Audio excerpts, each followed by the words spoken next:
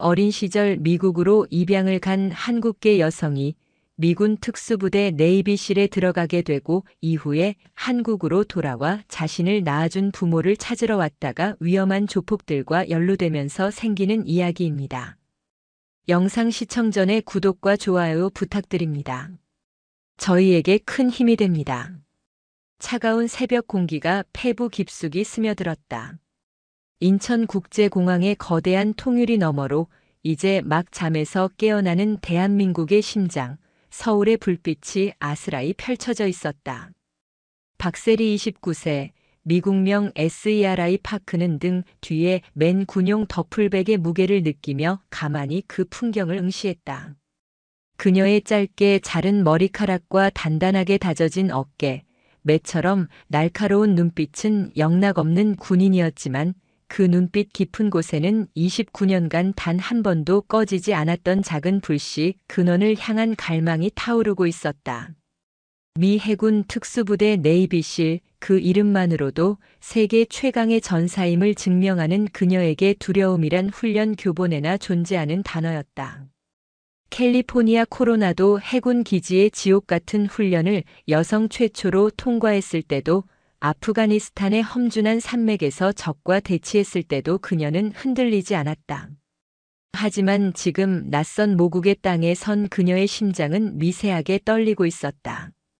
이것은 적에 대한 공포가 아닌 미지에 대한 기대와 불안이 뒤섞인 생경한 감정이었다. 그녀의 손에는 낡고 작은 서류 봉투 하나가 들려 있었다. 그 안에는 빛바랜 흑백 사진 한 장과 이정수, 강미영이라는 두 개의 이름, 그리고 그녀가 태어난 날짜가 적힌 입양 서류 사본이 전부였다. 사진 속 젊은 남녀는 앳된 얼굴로 어색하게 웃고 있었다. 자신을 세상에 태어나게 한 사람들. 세리는 수만 번도 더 들여다본 그 얼굴들을 다시 한번 눈에 새겼다. 왜 나를 떠나보내야만 했을까? 지금은 어디서 어떻게 살고 있을까? 행복할까? 숱한 질문들이 머릿속을 맴돌았다. 미국에서의 삶은 더할 나위 없이 행복했다. 사랑 많은 양부모님 밑에서 부족함 없이 자랐고 자신의 한계에 도전하며 네이비실이라는 명예로운 길을 걷게 되었다. 양부모님은 단 한 번도 그녀의 뿌리를 숨기지 않았고 오히려 그녀가 자신의 정체성을 찾고자 할 때 가장 큰 지지자가 되어 주었다. 세리, 내 안에는 두 개의 심장이 뛰고 있단다. 널 낳아준 부모님과 널 키운 우리. 어느 한쪽도 부정할 필요 없어. 그저 완전한 너를 찾아가면 된단다. 어머니의 따뜻한 목소리가 귓가에 맴도는 듯 했다. 서울의 심장부 강남으로 향하는 공항 리무진 안에서 세리는 창밖으로 빠르게 스쳐 지나가는 풍경들을 물끄러미 바라보았다. 화려한 네온사인, 끝없이 이어진 빌딩 숲, 활기차게 거리를 오가는 사람들. 모든 것이 낯설면서도 기묘한 향수를 불러일으켰다. 며칠간의 인터넷 검색 끝에 그녀는 가장 후기가 좋고 신뢰도가 높아 보이는 흥신소 하나를 찾아냈다. 퍼스트 클래스 기획. 이름부터가 뭔가 다를 것이라는 기대를 품게 했다. 역삼동의 한 오피스텔 건물에 위치한 퍼스트 클래스 기획의 사무실은 겉보기엔 번듯했다. 고급스러운 가죽 소파와 대리석 테이블, 벽 한쪽을 가득 채운 성공사례 스크랩들. 하지만 세리의 훈련된 눈은 그 화려함 속에 숨겨진 미세한 균열들을 놓치지 않았다. 소파 가죽의 해진 부분, 테이블 위 보이지 않는 곳의 먼지, 그리고 대표라는 남자의 지나치게 번들거리는 미소. 이야, 정말 대단한 분이 오셨네요. 미 해군 네이비실. 여성 대원이라니 영화에서나 보던 일인데. 자신을 오성철 대표라고 소개한 남자는 호들갑스럽게 세리를 맞았다. 그는 세리의 다부진 체격과 당당한 자세를 노골적으로 훑어보며 감탄사를 연발했다. 그 시선에 담긴 불순한 호기심을 느꼈지만 세리는 애써 무시했다. 지금 그녀에게 중요한 것은 오직 부모님을 찾는 것뿐이었다. 부모님을 찾고 싶습니다. 세리는 감정을 배제한 채 용건을 말했다. 그녀는 준비해온 서류 봉투를 테이블 위로 조심스럽게 밀었다. 오성철은 봉투를 열어 흑백 사진과 서류를 훑어보았다. 그의 눈이 탐욕스럽게 반짝이는 것을 세리는 미처 알아채지 못했다. 이정수, 강미영 흔한 이름이지만 저희 퍼스트 클래스 기획의 정보망이라면 문제 없습니다. 사진도 있으니 금방 찾을 수 있을 겁니다. 걱정 마십시오. 오성철은 능숙하게 세리를 안심시켰다. 그는 세리의 아픈 사연에 깊이 공감하는 척하며 연신 고개를 끄덕였다. 하지만 그의 머릿속은 이미 다른 계산으로 가득 차 있었다. 네이비실 출신 29세, 미국 시민권자, 혼자 한국에 온 동양 여자. 이건 보통 물건이 아니야. 대박을 터뜨릴 기회다. 그는 세리의 어깨를 가볍게 두드리며 말했다. 따님 같은 분을 어떤 부모님이 잊고 살겠습니까? 분명 피치 못할 사정이 있었을 겁니다. 저희가 그 사정까지 속 시원하게 밝혀드리겠습니다. 그런데 말입니다. 그는 말을 끌며 세리의 얼굴을 빤히 쳐다봤다. 이렇게 미인인 줄은 몰랐네요. 군복 벗고 예쁘게 꾸미면 남자들 여럿 올리겠습니다. 순간 세리의 눈빛이 차갑게 가라앉았다. 명백한 성희롱이었다. 하지만 그녀는 이곳에서 소란을 피우고 싶지 않았다. 목적을 달성하기 전까지는. 그녀는 짧게 대답했다. 일에나 집중해 주시죠. 그녀의 단호한 태도에 오성철은 멋쩍게 웃으며 물러섰다. 하하, 역시 군인이라 딱딱하시네. 알겠습니다. 그럼 계약서부터 작성하시죠. 거액의 착수금을 아무렇지 않게 결제하는 세리를 보며 오성철의 탐욕은 더욱 커져만 갔다. 그는 성공 보수금 항목을 교묘하게 부풀려 계약서를 작성했고 세리는 오직 부모님을 찾을 수 있다는 희망에 부풀어 그 내용을 꼼꼼히 확인하지 못했다. 계약을 마치고 사무실을 나서는 세리의 뒷모습을 보며 오성철은 비릿한 미소를 지었다. 그는 곧바로 어디론가 전화를 걸었다. 그의 목소리는 세리를 대할 때와는 180도 다른 차갑고 잔인한 음색이었다. 김 실장, 최상급 물건이 하나 들어왔다. 나이는 29인데 몸이 아주 기가 막혀. 미 해군 특수부대 출신이라는데 아주 싱싱해. 값은 최고가로 쳐줘야겠어. 준비해. 수화기 너머로 음흉한 웃음소리가 들려왔다. 세리는 자신의 등 뒤에서 거대하고 추악한 거미줄이 쳐지고 있다는 사실을 까맣게 모른 채 강남의 밤거리를 걸으며 29년 만에 찾아올지 모를 가족과의 재회를 꿈꾸고 있었다. 희망의 빛은 그렇게 가장 어두운 그림자를 드리우고 있었다. 며칠이 흘렀다. 초조하게 연락을 기다리던 세리에게 오성철로부터 전화가 걸려온 것은 사흘째 되던 날 오후였다. 그의 목소리는 흥분에 들떠 있었다. 박세리 씨, 대박입니다. 어머님 강미영 씨의 행방을 찾은 것 같습니다. 수화기를 쥔 세리의 손에 힘이 들어갔다. 심장이 세차게 방망이질했다. 정말입니까? 네, 확실합니다. 그런데 이 정보원이 아주 까다로운 사람이라 직접 만나서 이야기를 들어봐야 할 것 같습니다. 보안이 중요하다며 외진 곳에서 만나자고 하네요. 오늘 저녁 마포대교 남단에 있는 한강공원 주차장으로 오실 수 있겠습니까? 제가 함께 가드리겠습니다. 의심의 여지가 없었다. 훈련된 본능이 경고 신호를 보냈지만 어머니라는 단어에 이성의 끈이 무뎌졌다. 위험할 수도 있다는 생각보다는 드디어 부모님을 만날 수 있다는 희망이 그녀의 판단력을 흐렸다. 그녀는 망설임 없이 답했다. 가겠습니다. 약속된 시간 세리는 택시를 타고 마포대교 남단 한강공원 주차장에 도착했다. 평일 저녁의 공원은 한산했고 강변의 가로등 불빛만이 드문드문 어둠을 밝히고 있었다. 약속 장소에는 오성철의 검은색 세단 한 대만이 덩그러니 서 있었다. 세리가 차로 다가가자 조수석 창문이 스르륵 내려갔다. 오셨군요. 정보원은 저쪽 폐건물 쪽에서 기다리고 있습니다. 같이 가시죠. 오성철이 가리킨 곳은 가로등 불빛도 닿지 않는 어두운 구석, 인적이 끊긴 낡은 건물이었다. 그 순간 세리의 온몸에 경고등이 켜졌다. 이것은 명백한 함정이었다. 네이비실의 훈련은 적의 기만 전술을 간파하고 가장 불리한 상황에서도 생존하는 법을 가르쳤다. 그녀는 침착하게 주변을 살폈다. 주차된 차는 오성철의 것 하나뿐.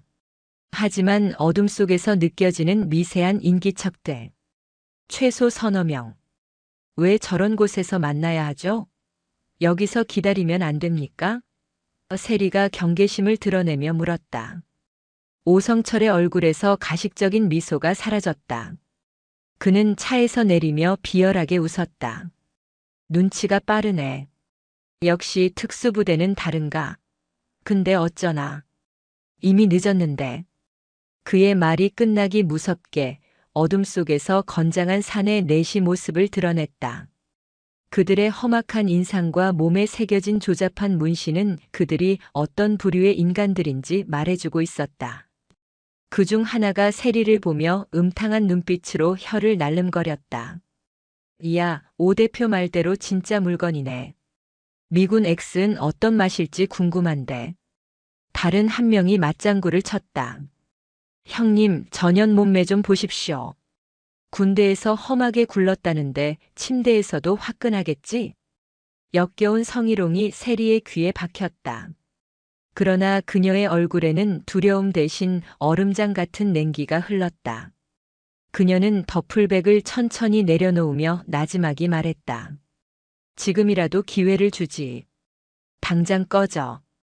그럼 목숨은 살려준다. 그녀의 당돌한 태도에 조폭들은 어이가 없다는 듯 폭소를 터뜨렸다. 미친년 상황 파악이 안 되나 보네. 가장 앞에 있던 조폭이 담뱃불을 바닥에 비벼 끄며 세리에게 달려들었다. 그러나 그의 주먹이 세리의 얼굴에 닿기도 전에 상상도 못할 일이 벌어졌다. 세리는 번개처럼 몸을 숙여 상대의 다리를 걸어 넘어뜨렸다. 균형을 잃고 앞으로 쏟아지는 조폭의 팔을 잡아챈 그녀는 그대로 어깨 위로 넘겨 바닥에 매다 꽂았다. 우두둑 소름 끼치는 뼈 부러지는 소리와 함께 조폭의 비명이 터져나왔다. 이 인연이. 나머지 3명이 동시에 덤벼들었다. 하지만 그들의 움직임은 세리의 눈에 느린 화면처럼 보였다. 아프간의 교전 상황에 비하면 동네 아이들의 싸움 수준이었다. 그녀는 한 명의 주먹을 안쪽으로 흘려보내며 팔꿈치로 명치를 가격했다. 급소를 맞은 조폭이 컥 소리를 내며 쓰러졌다. 다른 한 명이 휘두른 쇠 파이프를 피하며 그의 손목을 꺾어 무기를 빼앗았다. 그리고는 그 쇠 파이프를 이용해 마지막 남은 조폭의 다리를 후려쳤다. 순식간에 벌어진 일이었다. 오성철은 눈앞의 광경을 믿을 수 없다는 듯 입을 떡 벌리고 서 있었다. 그가 상대하는 것은 연약한 여자가 아니라 잘 훈련된 살인 병기였다. 내가 사람을 잘못 봤군. 오성철이 겁에 질려 뒷걸음질 쳤다. 세리는 부러진 뼈를 부여잡고 신음하는 조폭들을 차갑게 내려다보며 말했다. 말했을 텐데. 기회를 줬다고. 그녀가 오성철에게 다가서는 순간이었다. 등 뒤에서 느껴지는 섬뜩한 기운. 미처 쓰러뜨리지 못한 조폭 하나가 숨어 있었던 것이다. 뒤를 돌아볼 틈도 없이 옆구리에 날카로운 통증이 느껴졌다.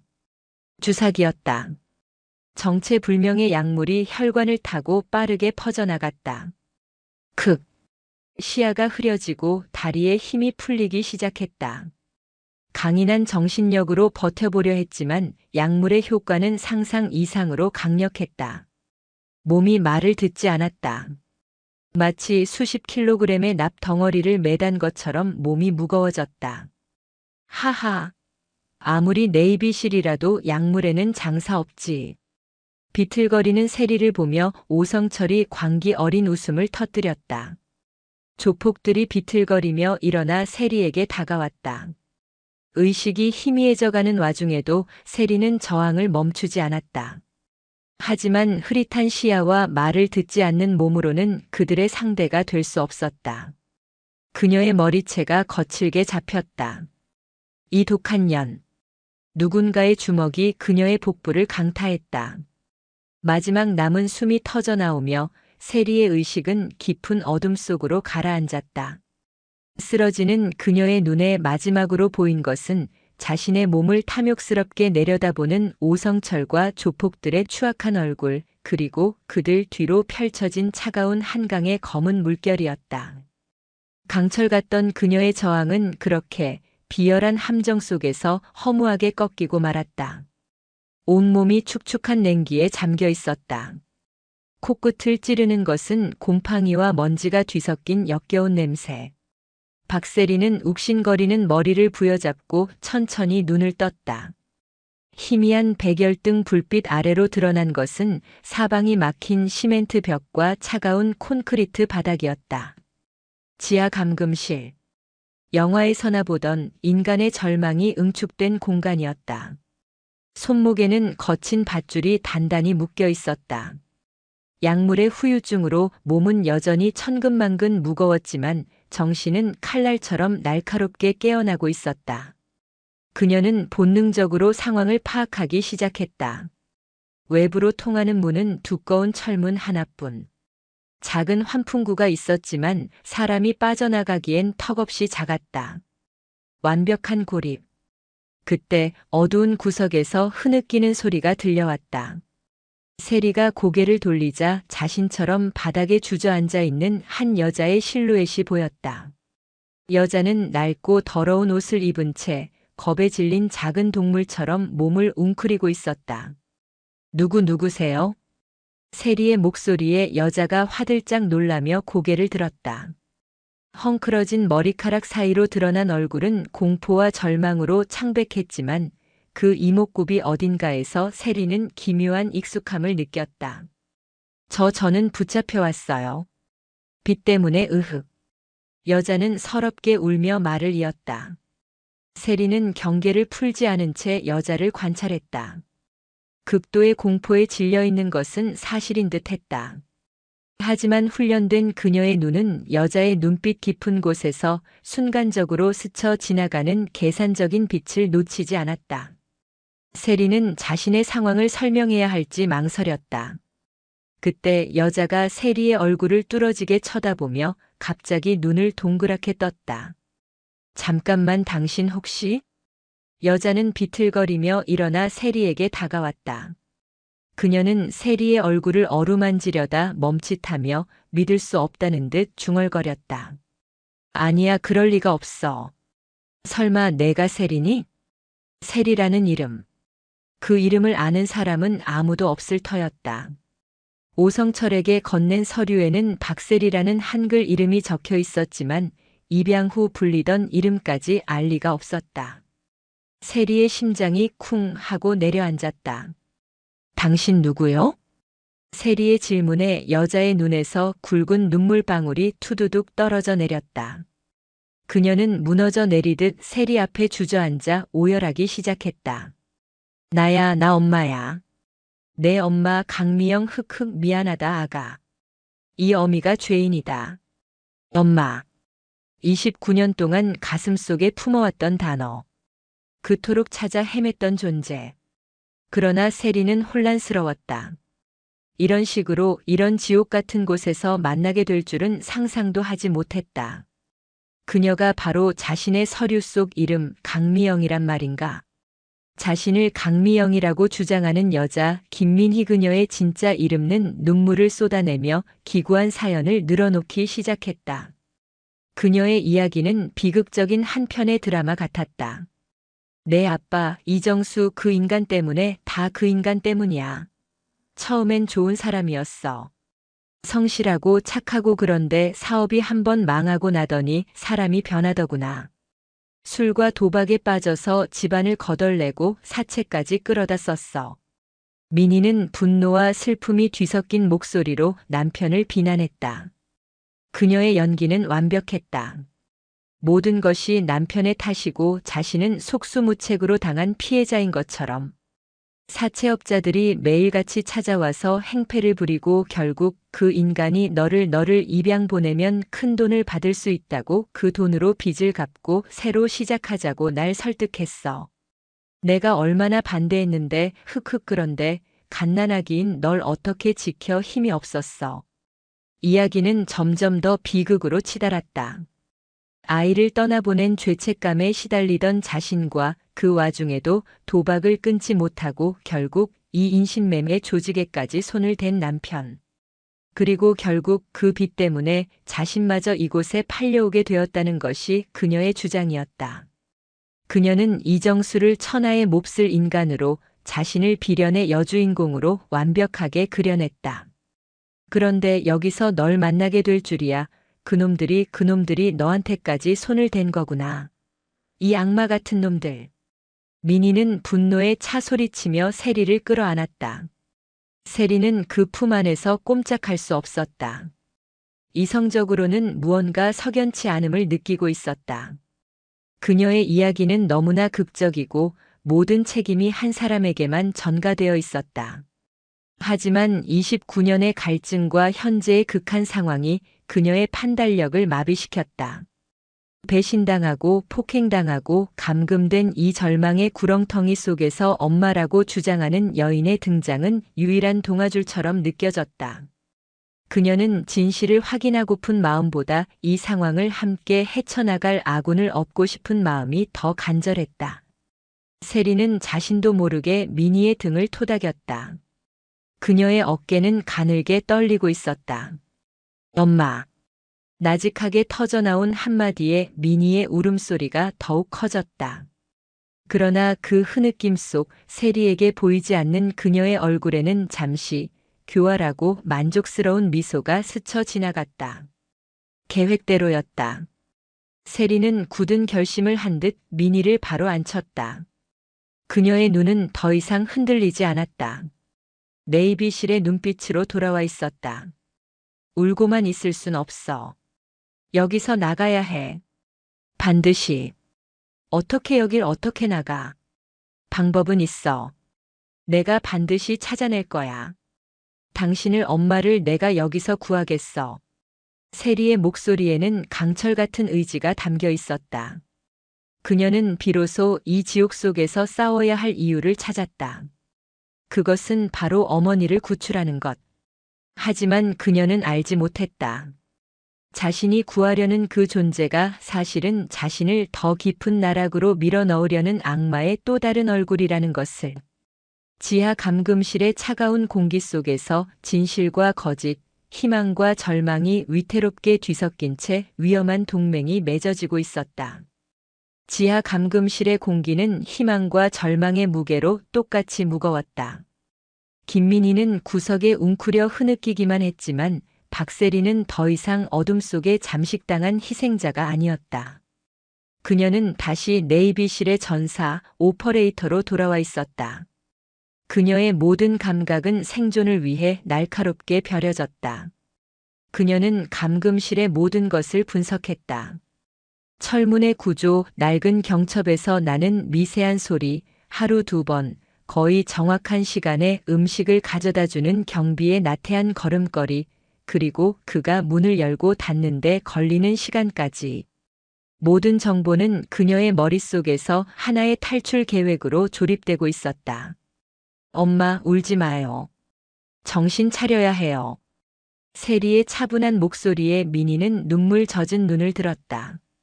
그녀는 세리의 눈에서 더 이상 연약한 딸의 모습을 찾아볼 수 없었다. 그곳에는 생과 사의 경계를 수없이 넘나든 자의 강철 같은 의지만이 번뜩이고 있었다. 가장 큰 문제는 손목을 묶은 밧줄이었다. 세리는 미니에게 자신의 등 뒤로 와서 밧줄의 상태를 살피게 했다. 거친 삼배 밧줄. 하지만 매듭의 방식이 허술했다. 전문적인 결박술이 아닌 그저 힘으로 올가맨 수준이었다. 내가 시키는 대로 해요.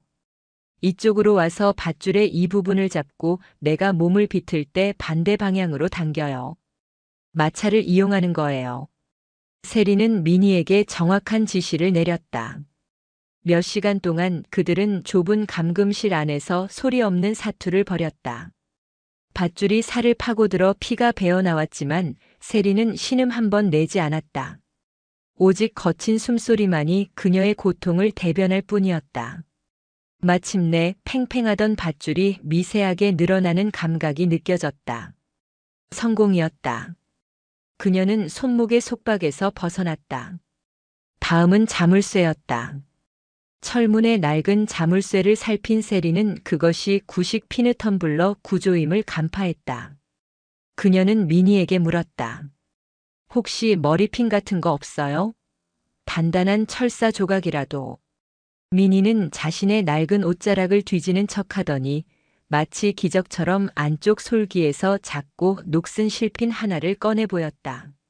세상에 언제 들어갔는지도 몰랐는데 그녀의 능청스러운 연기였지만 지금 세리에게는 그 출처가 중요하지 않았다. 그녀는 실핀을 받아들고 콘크리트 바닥에 가락 끝을 뾰족하고 가늘게 만들었다. 즉석에서 만들어진 조잡한 락픽이었다. 저녁 식사 시간이 다가왔다. 밖에서 경비의 발소리가 들려왔다. 세리는 미니에게 속삭였다. 내가 신호를 보내면 최대한 아픈 것처럼 기침을 하고 소리를 질러요. 시선을 끌어야 해.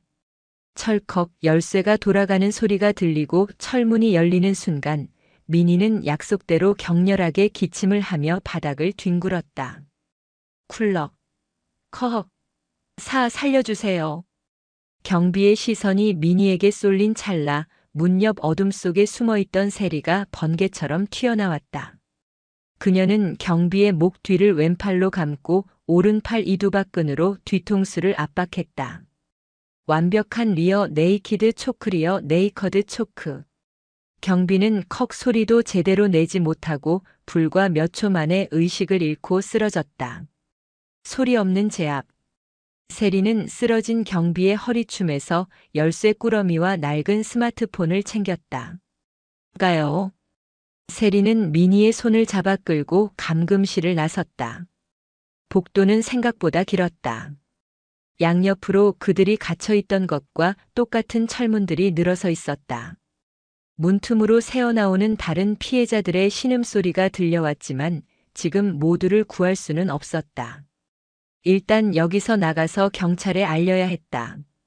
계단을 통해 지상으로 올라오자 그곳은 거대한 폐창고의 내부였다. 먼지 쌓인 기계들과 폐자재들이 어지럽게 널려 있었다. 창고 한쪽 구석에서는 다른 경비 대여섯 명이 모여 앉아 술판을 벌이며 왁자지껄 떠들고 있었다. 정면으로 돌파하는 것은 자살 행위였다. 세리는 미니를 이끌고 기계들 뒤에 몸을 숨긴 채 다른 출구를 찾았다. 미니는 공포에 질려 계속해서 작은 실수를 저질렀다. 깡통을 걷어차거나 놀라 숨을 들이켜는 소리를 냈다. 그때마다 세리는 그녀의 입을 막고 날카로운 눈빛으로 경고해야 했다. 마침내 창고 뒤편에서 반쯤 열린 거대한 셔터문을 발견했다. 구원의 빛이었다. 세리는 미니와 눈을 맞추고 손가락 3개를 폈다가 하나씩 접었다. 셋을 세고 함께 뛰자는 신호였다. 하나, 둘, 셋. 두 사람은 어둠 속에서 뛰쳐나와 셔터문 틈새를 향해 전력으로 질주했다. 저기다. 잡아. 술판을 벌이던 경비 하나가 그들을 발견하고 소리쳤다. 요란한 경보음이 창고 전체에 울려 퍼지기 시작했다. 욕설과 고함 소리가 등 뒤에서 맹렬하게 따라붙었다. 세리는 셔터문 틈으로 먼저 미니를 밀어넣고 자신도 몸을 날려 빠져나왔다. 차가운 밤 공기가 폐부로 쏟아져 들어왔다. 그들은 마침내 지옥 같은 창고에서 벗어난 것이다. 하지만 아직 끝이 아니었다. 그들은 어둠 속으로 어디가 끝인지 모를 들판을 향해 미친 듯이 달리기 시작했다. 자유를 향한 강철 같은 탈출이었다. 파주의 밤은 깊고 차가웠다. 세리와 미니는 칠흑 같은 어둠 속을 얼마나 달렸는지 몰랐다. 네이비실의 극한 훈련으로 단련된 세리의 체력은 끝이 없었지만 민희는 금세 지쳐 주저앉기를 반복했다. 세리는 거의 그녀를 부축하다시피 이끌고 논두렁과 야산을 넘어 달렸다. 마침내 희미한 불빛이 보이는 2차선 국도에 다다랐다. 마침 멀리서 화물 트럭 한 대가 헤드라이트를 밝히며 다가오고 있었다. 세리는 망설임 없이 도로 중앙으로 뛰어들었다. 끼익! 거친 급정거 소리와 함께 트럭이 멈춰 섰다. 운전석에서 내린 중년의 기사는 흑투성이와 피범벅이 된 두 여자의 흉측한 몰골에 경악했다. 아니, 대체 무슨 일들이에요? 도와주세요. 납치됐다가 탈출했어요. 경찰서로 데려다 주세요. 세리의 침착하고도 절박한 목소리에 상황의 심각성을 깨달은 기사는 두 사람을 조수석에 태우고 가장 가까운 파주 경찰서로 향했다. 경찰서 형사과 사무실은 두 여자의 등장으로 발칵 뒤집혔다. 상처투성이의 몰골, 공포에 질린 표정, 그리고 세리가 내민 경비의 스마트폰. 경찰은 즉시 이 사건이 단순 폭행이 아닌 조직적인 인신매매 범죄임을 직감했다. 조사가 시작되자 김민희의 연기가 시작되었다. 그녀는 베테랑 형사들 앞에서도 조금의 흔들림 없이 비련의 여주인공이 되었다. 남편의 도박빚 때문에 팔려온 기구한 아내, 그리고 기적처럼 되찾은 딸 앞에서 하염없이 눈물을 흘리는 어머니. 그녀의 증언은 모든 형사들의 동정심을 자아내기에 충분했다. 그 악마 같은 인간 제 남편 이정수가 저희 모녀를 이렇게 만들었어요. 흑흑 제 딸만은 지켜주세요. 그녀는 형사의 옷소매를 붙잡고 애원하며 실신 직전의 연기를 펼쳤다. 반면 세리는 담담하고 논리적으로 납치 정황과 감금실의 구조, 탈출 과정, 그리고 경비들의 인상착의를 정확하게 진술했다. 그녀의 진술은 너무나도 구체적이고 신빙성이 높아서 경찰은 그녀가 말하는 모든 것을 사실로 받아들였다.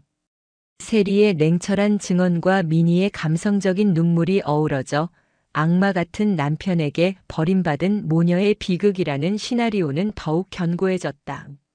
세리가 제공한 정보와 스마트폰의 통화 기록을 바탕으로 경찰은 즉시 수사팀을 꾸려 파주의 폐창고를 급습했다. 작전은 대성공이었다. 현장에서 조직원 대부분이 검거되었고 다른 감금실에 갇혀있던 여러 명의 피해자들도 구출되었다. 오성철 대표 역시 강남 사무실에서 긴급 체포되었다. 단순 실종 사건으로 묻힐 뻔했던 거대 인신매매 조직이 일망타진되는 순간이었다. 이 소식은 즉시 언론에 알려졌다. 미 해군 네이비실 출신 딸 인신매매 조직 소굴에서 어머니 극적 구출. 이라는 자극적인 헤드라인의 기사가 쏟아져 나왔다. 세상의 모든 스포트라이트가 세리와 민희에게 집중되었다. 경찰은 언론의 뜨거운 관심에 부응하며 그들을 경찰서 내 안전가옥으로 옮겨 보호했다. 그리고 한 방송사의 전역 뉴스팀과의 단독 인터뷰를 주선했다. 안전가옥의 소파에 나란히 앉아 카메라 앞에 선 두 사람. 세리는 쏟아지는 플래시 세례가 어색했지만 민희는 이 순간을 기다렸다는 듯 마이크를 잡았다. 국민 여러분께 호소합니다. 제 남편 이정수라는 사람을 찾아주세요. 그는 도박에 미쳐 자신의 아내와 딸까지 팔아넘긴 악마입니다. 민희는 눈물을 글썽이며 카메라를 정면으로 응시했다. 그녀의 얼굴에는 비통함과 간절함이 가득했다. 인터뷰 말미에 그녀는 세리의 어깨에 얼굴을 묻으며 오열했다. 우리 세리 엄마가 미안해. 이제라도 찾아서 정말 다행이야. 카메라는 이 감동적인 모녀의 재회를 클로즈업했다. 비극을 딛고 일어선 영웅적인 딸과 그녀의 품에 안겨 위로받는 비운의 어머니. 이 완벽하게 조작된 그림은 전파를 타고 대한민국 전역으로 송출되었다. 수많은 시청자들이 함께 눈물을 흘리며 악마 같은 남편 이정수를 비난하고 고통 속에서 재회한 모녀에게 아낌없는 응원을 보냈다. 진실은 그렇게 가장 화려한 거짓의 옷을 입고 세상에 알려지고 있었다. 서울의 변두리 금천구의 낡은 다세대 주택 반지하방. 고된 하루의 노동을 마친 최진우 50대는 늦은 저녁 식사를 하며 무심코 텔레비전을 보고 있었다. 화면에서는 연일 화제가 되고 있는 네이비실 모녀의 인터뷰가 흘러나오고 있었다. 남편 이정수의 계속된 도박과 폭력에 시달리다 결국 여자의 애절한 목소리가 흘러나오는 순간 최진우는 손에 들고 있던 숟가락을 떨어뜨렸다. 그의 눈이 텔레비전 화면에 고정되었다. 눈물을 흘리며 인터뷰하는 여자. 20년이 넘는 세월이 흘러 얼굴은 변했지만 그는 한눈에 알아볼 수 있었다. 김민혜? 그는 자신의 눈을 의심했다. 그런데 뉴스에서는 그 여자를 강미영이라고 부르고 있었다. 그리고 그녀는 자신의 오랜 친구이자 동료였던 이정수를 파렴치한 인간으로 매도하고 있었다. 최진우의 얼굴이 분노로 일그러졌다. 이 악독한 여자가 감히. 최진우의 머릿속에 잊고 있던 과거의 기억들이 폭풍처럼 휘몰아쳤다. 그는 이정수와 건설 현장에서 만나 오랜 세월 동고동락한 막역한 사이였다. 누구보다 성실하고 착했던 친구 정수. 그가 김민희와 결혼해 딸을 낳고 행복해하던 모습이 눈에 선했다. 그러나 그 행복은 길지 않았다. 김민희는 갓난 딸을 내팽개치고 정수가 어렵게 모은 전 재산을 들고 다른 남자와 함께 야반도주했다. 그 후 정수의 삶은 처참하게 무너졌다. 아내에게 배신당한 충격과 혼자 아이를 키워야 한다는 막막함 속에서도 그는 꿋꿋이 버텼다. 밤낮으로 일하며 딸의 분유값을 벌었고 행여나 아이가 기죽을까 단 한 번도 힘든 내색을 하지 않았다. 하지만 혼자 일하며 아이를 돌보는 것은 현실적으로 불가능에 가까웠다. 결국 정수는 피눈물을 흘리며 딸에게 더 나은 삶을 주기 위해 입양을 선택했다. 최진우는 아이를 떠나보내고 며칠 밤낮을 술로 지새우며 오열하던 친구의 모습을 똑똑히 기억했다. 도박, 폭력, 모두 새빨간 거짓말이었다.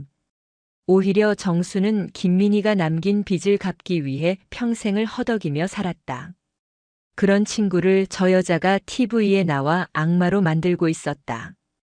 그리고 그 옆에 앉아있는 딸. 정수가 눈에 넣어도 아프지 않다며 자랑하던 바로 그 딸이었다. 안 돼, 이대로 둘 순 없어. 정수도 저 아가씨도 저 악녀에게 또다시 당하게 둘 순 없어. 최진우는 밤새 잠을 이루지 못했다. 다음 날 그는 일용직 일도 마다하고 곧장 방송국과 경찰서를 찾아 헤매기 시작했다. 일반인이 사건의 당사자를 만나는 것은 쉽지 않았다. 문전박대를 당하기 일쑤였다. 포기하려던 순간 그는 뉴스에서 인신매매의 시발점이 되었던 강남의 퍼스트 클래스 기획에 대한 보도를 보았다. 단서였다. 그는 곧장 강남경찰서로 달려갔다.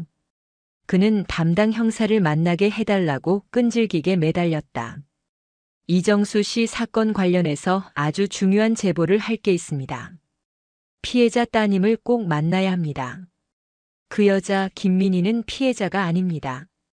그의 절박한 외침에 사건을 담당하던 한 노련한 형사가 그를 따로 불러 이야기를 듣기 시작했다. 처음에는 반신반의하던 형사도 최진우가 들려주는 이정수의 과거 이야기에 점차 표정이 굳어졌다. 공식 발표와는 너무나도 다른 이야기. 만약 이것이 사실이라면 사건의 판도가 완전히 뒤바뀔 수도 있었다. 고심 끝에 형사는 박세리와의 만남을 주선했다. 약속된 만남의 장소. 경찰서 내 작은 상담실에서 세리는 경계심 가득한 눈으로 최진우를 마주했다. 어머니는 충격으로 몸져 누워 쉬고 있다는 핑계로 동석하지 않았다. 최진우는 세리의 얼굴을 보자마자 울컥했다. 젊은 시절 친구 이정수의 모습이 그대로 녹아 있었다. 그는 무거운 입을 열었다. 박세리 씨, 저는 당신의 아버지 이정수 씨의 오랜 친구 최진우라고 합니다. 세리의 눈썹이 꿈틀했다. 아빠 친구라고요? 할 말이 뭐죠? 그 사람이 저지른 짓에 대해 사과라도 하러 오셨나요? 세리의 차가운 목소리에 최진우는 가슴이 미어졌다. 그는 고개를 가로저으며 단호하게 말했다. 아니요. 진실을 말해주러 왔습니다. 어젯밤 뉴스에서 당신 옆에 있던 그 여자 김민희가 한 말은 전부 하나부터 열까지 전부 거짓말입니다. 뭐라고요? 세리가 자리에서 벌떡 일어났다. 최진우는 흔들리지 않고 말을 이었다. 그 여자는 당신의 어머니가 아닙니다. 당신의 어머니 이름은 강미영이 맞지만 그 여자는 김민희라는 사기꾼입니다. 오래전 당신과 당신 아버지를 버리고 돈을 훔쳐 달아난 사람이라고요. 거짓말. 우리 엄마가 그럴 리 없어. 세리가 소리쳤다. 그러나 그녀의 목소리는 미세하게 떨리고 있었다. 지하 감금실에서 느꼈던 김민희의 미심쩍은 눈빛, 너무나 극적이었던 그녀의 이야기. 이성 한 구석에서 품고 있던 작은 의심의 씨앗이 싹 트는 순간이었다. 최진우는 마지막 결정타를 날렸다. 그의 목소리는 슬픔과 분노로 잠겨 있었다. 당신 아버지는 도박꾼도 폭력배도 아닙니다. 평생 당신을 그리워하며 죄책감 속에서 살아온 불쌍한 사람입니다. 그 충격으로 모든 걸 잃고 지금 서울역 지하도에서 노숙 생활을 하고 계십니다. 서울역 지하도. 노숙자. 그 단어들이 망치처럼 세리의 머리를 강타했다. 눈앞이 아찔해지며 세상이 빙글 도는 듯 했다. 비극 속에서 찾았던 어머니와의 감동적인 재회. 세상에 알려진 영웅적인 스토리. 그 모든 것이 한순간에 무너져 내리는 소리가 들렸다. 자신이 믿었던 세계의 거대한 균열이 생기기 시작했다. 최진우가 뱉어낸 말들은 날카로운 파편이 되어 박세리의 심장에 박혔다. 서울역 지하도. 노숙자. 그녀가 그토록 혐오했던 악마의 현재 모습이었다. 머릿속이 하얗게 비어버린 듯 했다. 믿고 싶지 않았다. 하지만 최진우의 눈빛은 너무나도 진실했고 그가 전하는 슬픔의 무게는 감히 거짓이라 치부할 수 없을 만큼 무거웠다. 그녀는 확인해야만 했다. 자신의 눈으로 직접 보지 않고서는 이 지독한 혼란에서 벗어날 수 없었다. 세리는 자신을 걱정하는 형사에게 잠시 바람 좀 쐬고 오겠습니다 라는 짧은 말만 남긴 채 경찰서를 나섰다. 최진우가 말없이 그녀의 뒤를 따랐다. 택시를 타고 서울역으로 가는 내내 세리는 한마디도 하지 않았다. 화려한 서울의 풍경이 창밖으로 스쳐 지나갔지만 그녀의 눈에는 아무것도 들어오지 않았다. 머릿속에서는 두 개의 이야기가 맹렬하게 충돌하고 있었다.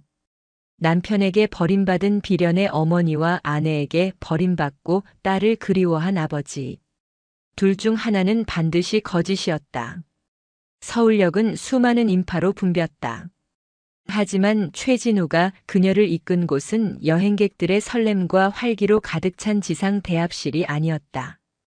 그들은 어둡고 축축한 지하 연결 통로로 향했다. 시큼한 악취와 탁한 공기, 여기저기서 들려오는 깊은 기침 소리. 희망 대신 절망이 내려앉은 도시의 가장 깊고 어두운 그림자였다. 세리는 자신도 모르게 숨을 참았다. 전 세계의 분쟁 지역을 누볐지만 이토록 처절한 패배감과 상실감이 가득한 공간은 처음이었다. 이곳에 자신의 아버지가 있다는 말인가? 최진우가 한쪽 구석을 가리켰다. 신문지와 골판지를 여러 겹 깔고 때 묻은 담요를 뒤집어 쓴 채 웅크리고 있는 한 남자의 형체가 보였다. 그는 주변의 소음과 완전히 단절된 섬처럼 세상의 모든 것을 등지고 있는 듯 했다. 세리의 발걸음이 얼어붙었다. 차마 다가갈 수가 없었다.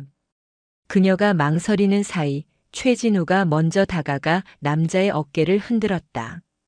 정수야, 이 사람 좀 보게. 남자가 느릿느릿 고개를 들었다. 깊게 팬 주름, 덥수룩한 수염, 모든 것을 포기한 듯 공허한 눈동자.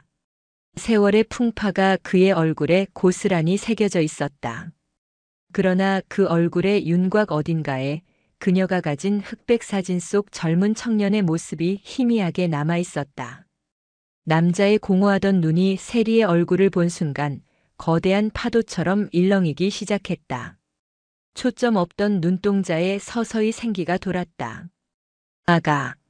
남자의 갈라진 입술 사이로 터져나온 첫 마디였다. 아버지를 원망하는 말도 자신을 변명하는 말도 아니었다. 그저 잃어버린 딸을 부르는 애끓는 한마디였다. 살아있었구나, 살아있어줘서 고맙다. 남자의 눈에서 굵은 눈물이 쉴 새 없이 흘러내렸다. 수십 년간 가슴속에 응어리져 있던 슬픔과 그리움, 그리고 죄책감이 한꺼번에 터져 나오는 듯 했다. 그는 세리에게 다가오지도 손을 뻗지도 못한 채 그저 주저앉아 아이처럼 울었다. 그 순수한 눈물 앞에서 세리의 마음을 굳게 닫고 있던 의심의 빗장이 허물어지기 시작했다.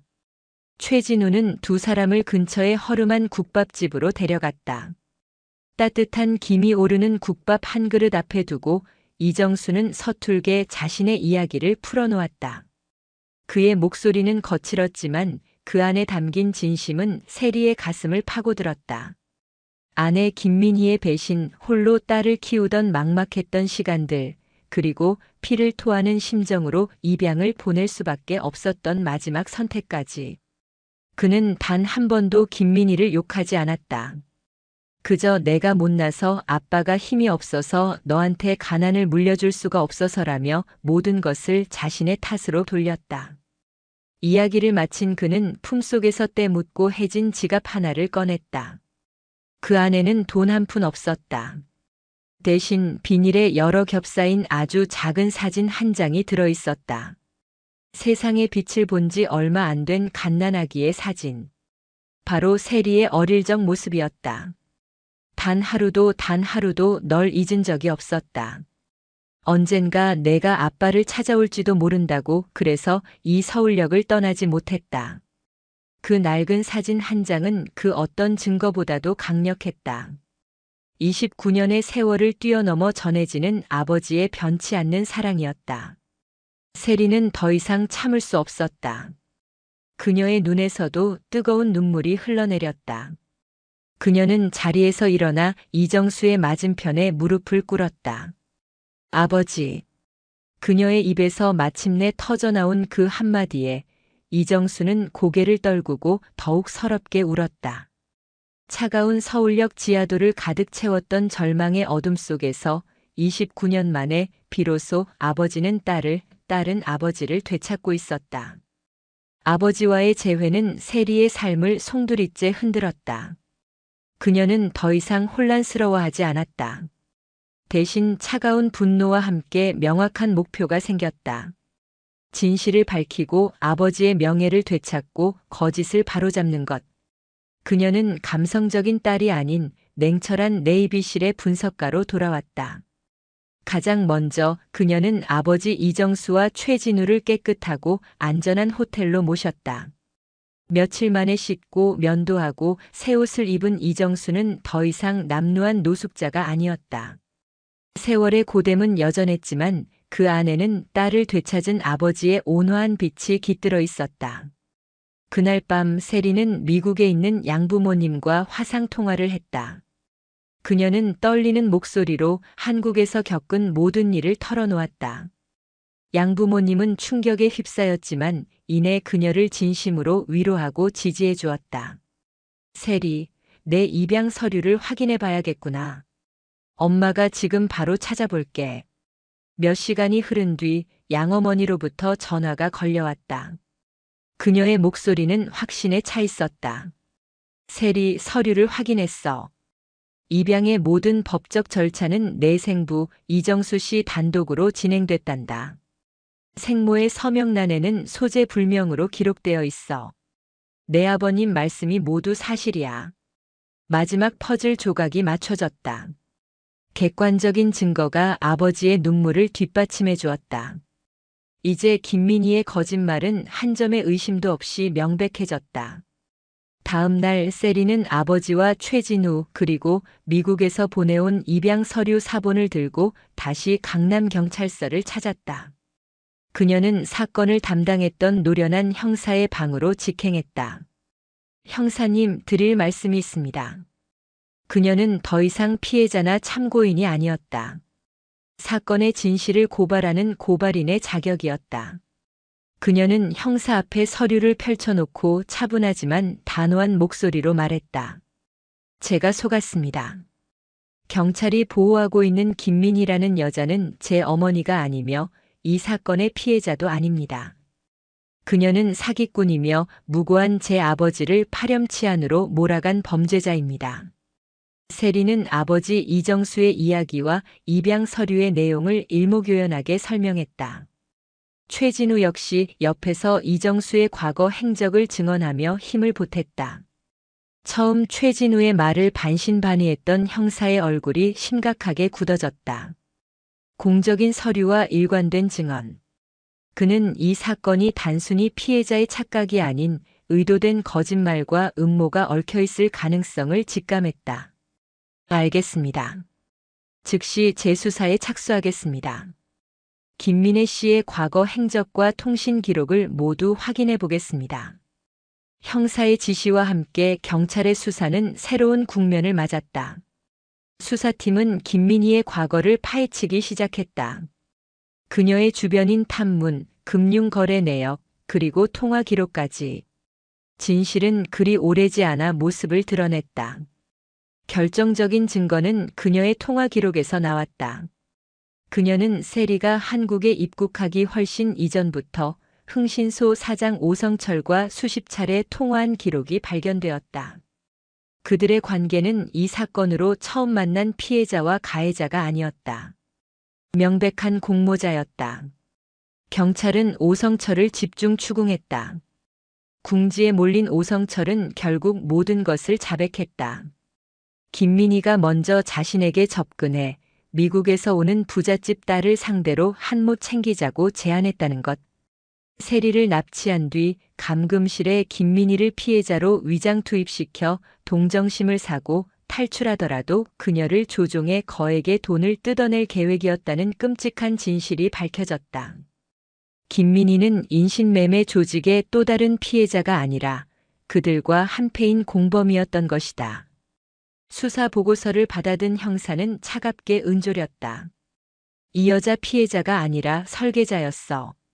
이제 모든 진실의 조각들이 맞춰졌다. 남은 것은 가면을 쓴 악마의 얼굴을 직접 마주하는 것뿐이었다. 경찰은 김민희의 자백을 받아내기 위해 세리에게 도움을 요청했다.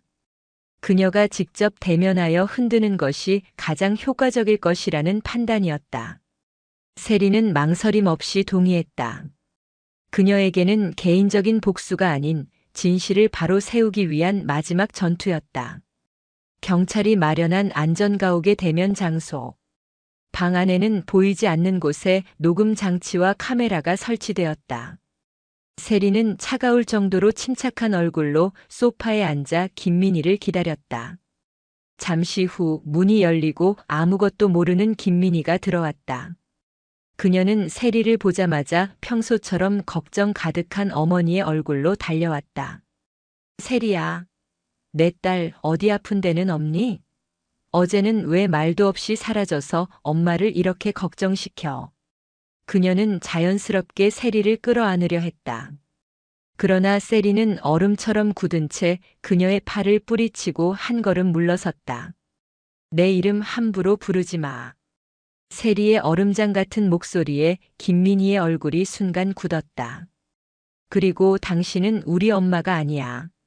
세리는 탁자 위에 미국에서 온 입양 서류 사본을 던지듯 내려놓았다. 서류를 확인해 봤어. 내 진짜 어머니는 29년 전 행방불명 처리되셨더군. 당신 김민희 씨. 김민희의 얼굴이 새하얗게 질렸다. 그러나 그녀는 마지막까지 발악했다. 능숙하게 눈물을 글썽이며 피해자 연기를 시작했다. 아니야. 그럴 리가 없어. 내 아빠 그 인간이 꾸민 짓이야. 평생 나를 괴롭히더니 이제 서류까지 조작해서 우리 사이를 갈라놓으려는 거야. 그녀의 처절한 연기에도 세리는 미동조차 하지 않았다. 그래. 그럼 이건 어떻게 설명할 거지? 세리는 또 다른 서류를 꺼내 보였다. 오성철과 김민희의 통화 기록이었다. 흥신소 오성철 사장과는 아주 각별한 사이였나 봐.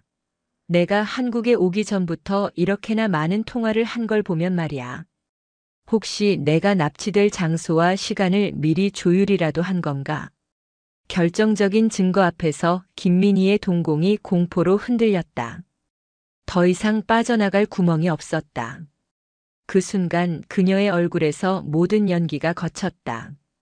눈물을 흘리던 비련의 여주인공은 온데간데 없고 그 자리에는 탐욕과 증오로 일그러진 악마의 얼굴이 드러났다. 그래. 맞아. 그래서 뭐. 그녀가 날카롭게 소리쳤다. 내가 다 망쳤어. 너만 아니었으면. 그깟 특수부대 훈련 좀 받은 게 뭐라고 얌전히 팔려가서 돈다발이나 안겨줬으면 됐을 것을. 재수없게 강한 척은 다해서 이 사단을 만들어. 그녀는 이성을 잃고 세리에게 악담을 퍼부었다. 너 같은 거 낳고 미역국 한 그릇 못 얻어먹고 평생 고생한 내가 불쌍하지도 않냐? 내가 애초에 태어나지만 않았어도 내 인생이 이렇게 꼬이진 않았어. 추악한 본색이 남김없이 드러나는 순간이었다. 김민희가 증오해 차 세리에게 달려들려는 찰나 문이 거칠게 열리며 형사들이 들이닥쳤다. 김민희 씨. 단호한 목소리와 함께 차가운 수갑이 그녀의 손목에 채워졌다. 당신을 인신매매 공모, 특수감금교사, 사기 및 무고 혐의로 긴급 체포합니다. 당신은 변호사를 선임할 수 있으며 수갑이 채워지는 순간까지도 김민희는 자신이 무슨 잘못을 했냐며 발악했다. 하지만 그 어떤 외침도 그녀의 얼굴에 씌워져 있던 거짓된 가면 뒤에 추악한 진실을 가릴 수는 없었다. 29년간 세리를 올가매려 했던 거짓의 그림자는 그렇게 마침내 빛 앞에서 쓰러지고 있었다.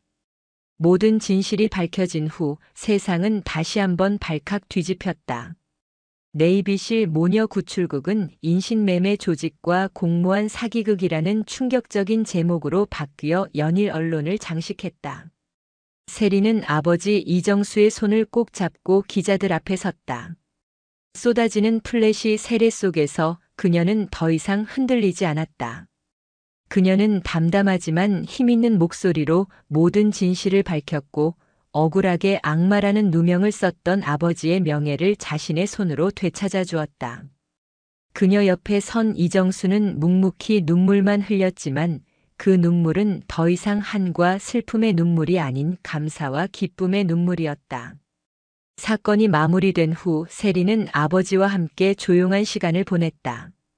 그들은 함께 밥을 먹고 공원을 산책하며 29년이라는 기나긴 세월의 공백을 조금씩 메워나갔다. 처음에는 서먹하고 어색했지만 핏줄이 주는 강력한 이끌림은 그들을 빠르게 진짜 부녀로 만들어주었다. 어느 날 저녁 세리는 아버지와 양부모님과의 화상통화를 연결했다. 화면 너머의 양부모님은 수척해진 이정수의 모습을 보며 함께 눈시울을 붉혔다. 언어는 통하지 않았지만 자식을 사랑하는 부모의 마음은 국경을 넘어 서로에게 전달되었다. 생크 유포아 AI식 마이 도터 소 웰 이정수는 최진우에게 배운 유일한 영어 문장을 진심을 담아 전했고 양아버지는 시 이즈 아워 도터 언드 나우 유아 아워 패멀리라고 따뜻하게 답했다. 두 개의 가족이 하나가 되는 감동적인 순간이었다. 미국으로 돌아갈 날이 다가왔다. 세리는 며칠을 고심한 끝에 아버지에게 조심스럽게 물었다. 아버지, 저랑 같이 미국으로 가요. 이정수는 놀란 눈으로 딸을 바라봤다. 내가 어떻게 폐만 끼칠 텐데. 아니에요. 제가 아버지께 평생 폐만 끼치고 살았는데요. LA 우리 집에 이미 아버지가 쓰실 방 다 꾸며놨어요. 이제는 제가 아버지를 지켜드릴게요. 세상에서 가장 안전하고 따뜻한 곳에서요. 딸의 진심 어린 말에 평생을 고난 속에서 살아온 늙은 아버지는 아이처럼 소리내어 울었다. 6개월 후 미국 로스앤젤레스. 따스한 햇살이 쏟아지는 교회의 한 주택 뒷마당. 맛있는 바비큐 냄새가 퍼져나가고 있었다. 군복을 벗고 평범한 캐주얼 차림을 한 세리는 양어머니와 함께 웃으며 샐러드를 만들고 있었다. 그릴 앞에서는 양아버지와 이정수가 나란히 서서 고기를 굽고 있었다. 이정수는 서툰 영어와 손짓 발짓을 섞어가며 양아버지와 이야기를 나눴지만 두 사람의 얼굴에는 국경과 언어를 초월한 따뜻한 우정이 피어오르고 있었다. 몰라보게 건강해지고 얼굴에 웃음이 가득한 그의 모습은 서울역 지하도의 절망을 상상할 수 없게 했다. 세리는 그 평화로운 풍경을 가만히 바라보았다. 괴물과 싸우고 거짓을 파헤치고 경랑 같은 감정의 소용돌이를 헤쳐왔다. 그 길고 험난했던 여정의 끝에서 그녀는 비로소 진정한 평온을 찾았다. 그녀는 단순히 생부를 찾은 것이 아니었다. 흩어져 있던 자신의 정체성을 온전히 꿰맞추고 가족이라는 단어의 의미를 더욱 깊고 넓게 확장시켰다. 뿌리를 향한 고통스러운 귀환은 마침내 그녀를 가장 완벽한 행복이 기다리는 집으로 인도했다. 햇살 아래 사랑하는 가족들의 웃음소리를 들으며 세리는 조용히 미소 지었다. 길고 길었던 그녀의 전쟁은 이제 완벽한 해피엔딩으로 끝을 맺었다. 영상이 유익하셨다면 구독과 좋아요, 댓글까지 부탁드리겠습니다.